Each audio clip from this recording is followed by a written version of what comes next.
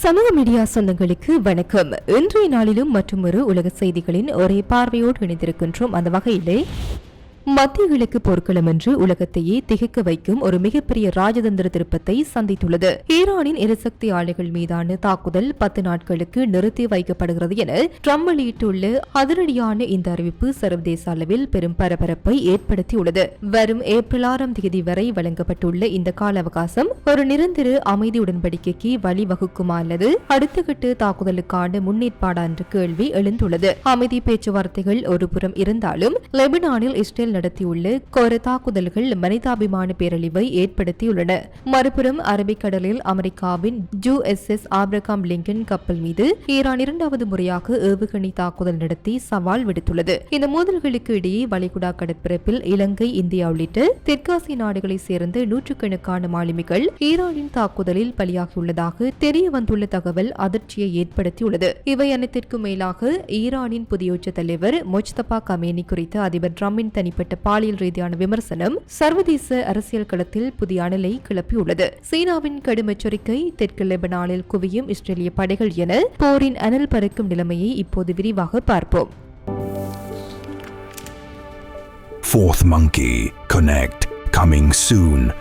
Iran மற்றும் America இடையிலான போரில் ஒரு மிகப்பெரிய திருப்பமாக ஈரானிய எரிசக்தி ஆலைகளை அளிக்கும் பணியை 10 நாட்களுக்கு நிறுத்தி வைப்பதாக அதிபர் டொனால்டு ட்ரம்ப் அதிகாரப்பூர்வமாக அறிவித்துள்ளார். வெள்ளை மாளிகையில் நடைபெற்ற அமைச்சரவை கூட்டத்திற்கு பிறகு தனது சமூக ஊடக பக்கத்தில் ட்ரம்ப் விடுத்துள்ள அறிக்கையில் ஈரானிய அரசாங்கத்தின் வேண்டுகோளை ஏற்று எதிர்வரும் ஏப்ரல் 6 திங்கட்கிழமை இரவு 8 மணி வரை தாக்குதல்கள் இடைநிறுத்தப்படுகின்றன. அமெரிக்கா மற்றும் ஈரானிய பேச்சுவார்த்தைகள் ஒரு பொதுவான உடன்பாட்டை எட்டுவதற்கு இந்த அவகாசம் வழங்கப்பட்டுள்ளது. இந்த வாரம் ஈரான் எண்ணெய் ஏற்றி செல்லும் கப்பல்களை பாதுகாப்பாக கார்முஸ் ஜலசந்தி வழியாக செல்ல அனுமதித்தால் அந்த ஜலசந்தியை ஈரான் முழுமையாக திறப்பதற்கான காலக்கெடுவை நீட்டிக்க விரும்புவதாக அதிபர் டொனால்டு ட்ரம்ப் பாக்ஸ் நியூஸின் தி பைஃப் நிகழ்ச்சியில் தெரிவித்தார். ஈரான் 7 நாட்கள் கால அவகாசம் கேட்பதாகவும் ஆனால் தாம் அவர்களுக்கு 10 நாட்கள் அவகாசம் வழங்க முடிவு செய்ததாகவும் ட்ரம்ப் கூறினார். பேச்சுவார்த்தைகள் மிகவும் சிறப்பாக சென்று கொண்டிருக்கின்றன. போலி செய்தி ஊடகங்கள் இதற்கு மாறாக தவறான அறிக்கைகளை வெளியிட்டாலும் உண்மையில் முன்னேற்றம் ஏற்பட்டுள்ளது என ட்ரம்ப் குறிப்பிட்டுள்ளார்.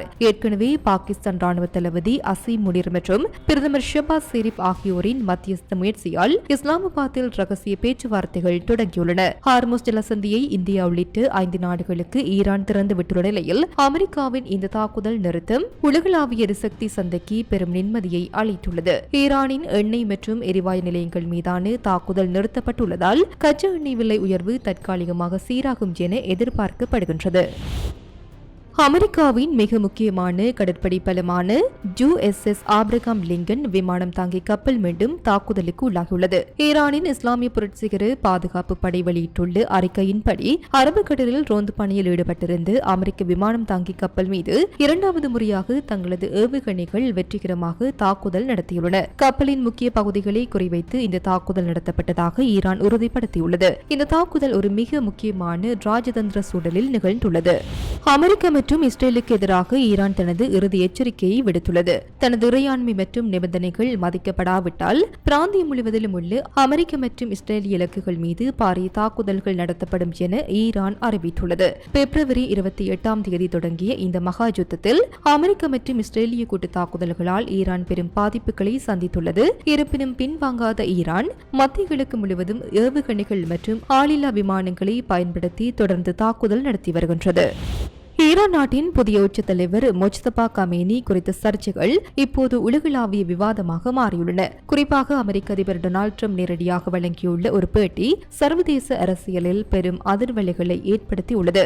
நேற்று வியாழக்கிழமையன்று பாக்ஸ் நியூஸ் ஊடகத்திற்கு பேட்டியளித்த அதிபர் ட்ரம்பிடம் முஜ்தபா கமேனி ஒரு ஓரண சேர்க்கையாளர் என்று CIA உங்களிடம் கூறியதா என நேரடியான கேள்வி கேட்கப்பட்டது. அதற்கு பதிலளித்த ட்ரம்ப் ஆமாம், அவர்கள் அப்படித்தான் சொன்னார்கள் என அதிரடியாக தெரிவித்துள்ளார். தொடர்ந்து பேசிய ட்ரம்ப் தன் பாலனை ஏற்பாளர்களுக்கு மரண தண்டனை வரை வழங்கும் ஒரு நாட்டில் அந்த நாட்டின் உச்ச தலைவருக்கே இத்தகைய பின்னணி இருப்பது ஒரு மோசமான தொடக்கம் என தெரிவித்துள்ளார். ஏற்கனவே கடந்த பிப்ரவரி 28 தாக்குதலில் காயமடைந்து சிகிச்சை பெற்று வந்த முஜ்தபா மருந்தின் தாக்கத்தில் இருந்தபோது தனது ஆண் பராமரிப்பாளரிடம் பாலியல் ரீதியாக அநாகரிகமாக நடந்து கொண்டதாக நியூயார்க் போஸ்ட் செய்தி வெளியிட்டிருந்தது.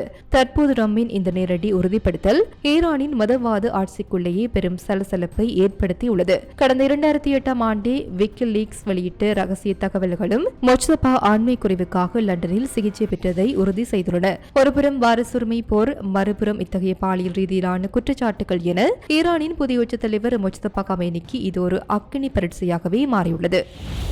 ஈரானின் இதய பகுதியான தெஹ்ரான் மற்றும் புனித நகரமான கோம் ஆகிய இடங்களில் நடத்தப்பட்ட கொடூர வான்வெளி தாக்குதல்களை தொடர்ந்து தற்போது மீட்பு பணிகள் போர்க்கால அடிப்படையில் முடுக்கி விடப்பட்டுள்ளன. கட்டட இடிபாடுகளுக்குள் சிக்கியுள்ளவர்களை மீட்க தீயணைப்பு வீரர்களும் ஈரான் செஞ்சிலுவை சங்கத்தினரும் உயிரை பணியும் வைத்து போராடி வருவதாக தகவல்கள் தெரிவிக்கின்றன. குறிப்பாக கோம் நகரில் மட்டும் மேலும் 6 பேர் உயிரிழந்திருக்கலாம் என அஞ்சப்படுகின்றது. ஒவ்வொரு வினாடியும் ஒரு உயிர் முக்கியம் என்ற நோக்கில் மீட்பு பணிகள் நடைபெற்று வருவதாக தென்சிலுவை சங்கம் தனது டெலிகிராம் பக்கத்தில் பதிவிட்டுள்ளது. வான்வெளி தாக்குதலின் தாக்கத்தால் பல கட்டடங்கள் தரைமட்டமாகியுள்ள நிலையில் உயிரிழப்புகள் மேலும் அதிகரிக்கக்கூடும் என அஞ்சப்படுகின்றது.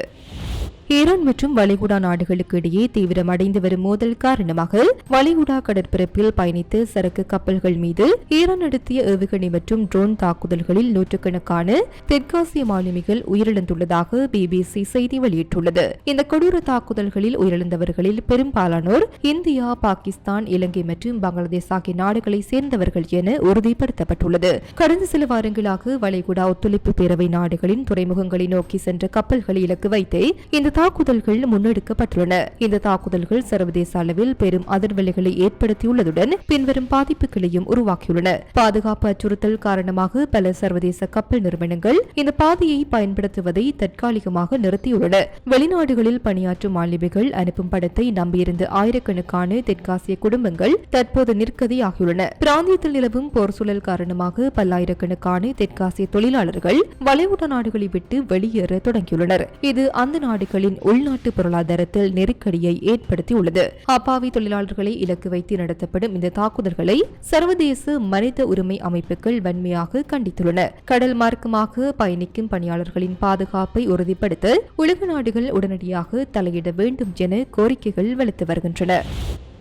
ஆசிய பசிபிக் பிராந்தியத்தில் அமெரிக்காவின் ராணுவ நடவடிக்கைகளுக்கு சீனா இன்று மிக கடுமையான எச்சரிக்கையை விடுத்துள்ளது. ஆயுத தொழிற்சாலைகளை அமைப்பதன் மூலம் இப்பகுதியில் ஒரு போர் குழப்பத்தை அமெரிக்கா தூண்டுகிறது என பெய்ஜிங் பகிரங்கமாக குற்றம் சாட்டியுள்ளது. அமெரிக்காவின் இத்தகைய ராணுவ விரிவாக்கம் பிராந்திய அமைதியை சீர்குலைக்கும் என சீனா எச்சரித்துள்ளது. நாங்கள் ராஜதந்திர தீர்வுகளையே விரும்புகின்றோம், ஆனால் ராணுவ ரீதியிலான எந்தவொரு விரிவாக்கத்தையும் எதிர்கொள்ள நாங்கள் முழு தயார் நிலையில் இருக்கின்றோம் என சீன தரப்பு அதிரடி சமீட்சையை வெளியிட்டுள்ளது. சர்வதேச அரசியல் ஆய்வாளர்களின் கருத்துப்படி அமெரிக்காவின் இந்த புதிய ஆயுத தொழிற்சாலை திட்டம் ஆசிய பசிபிக் பிராந்தியத்தில் ஒரு புதிய நேரடி மோதலை உருவாக்கக்கூடும் என அஞ்சப்படுகின்றது.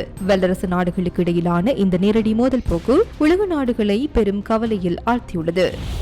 லெபனான் தலைநகர் பெய்ரூட்டின் தெற்கு புறநகர் பகுதிகளை இலக்கு வைத்து இஸ்ரேல் நடத்தியுள்ள வான்வெளி தாக்குதல்கள் அந்த நகரத்தையே சிதைத்துள்ளன. உள்ளூர் அதிகாரிகள் மற்றும் சர்வதேச அமைப்புகள் வெளியிட்டுள்ள முதல்கட்ட அறிவிப்புகளின்படி இஸ்ரேலின் தொடர் குண்டுவீச்சில் இதுவரை 1000க்கும் மேற்பட்ட பொதுமக்கள் உயிரிழந்துள்ளனர். கட்டடங்கள் இடிந்து விழுந்ததில் பலர் இடிபாடுகளுக்குள் சிக்கியுள்ளனர். பெய்ரூட்டின் முக்கிய குடியிருப்பு பகுதிகள் மற்றும் கிஸ்புல்லா நிலைகள் என கருதப்படும் இடங்கள் தரைமட்டமாக்கப்பட்டுள்ளன. ஈரானுடன் நேரடி பேச்சுவார்த்தைகளுக்கு அமெரிக்கா முயன்றாலும் எல்லையில் ஹிஸ்புல்லாவின் அச்சுறுத்தலை முழுமையாக ஒழிக்க இஸ்ரேல் உறுதி பூண்டுள்ளது. உணவு, மருந்து மற்றும் அடிப்படை வசதிகளின்றி 10 லட்சம் மக்கள் தவித்து வருவது சர்வதேச அளவில் பெரும் கவலைகளை ஏற்படுத்தியுள்ளது.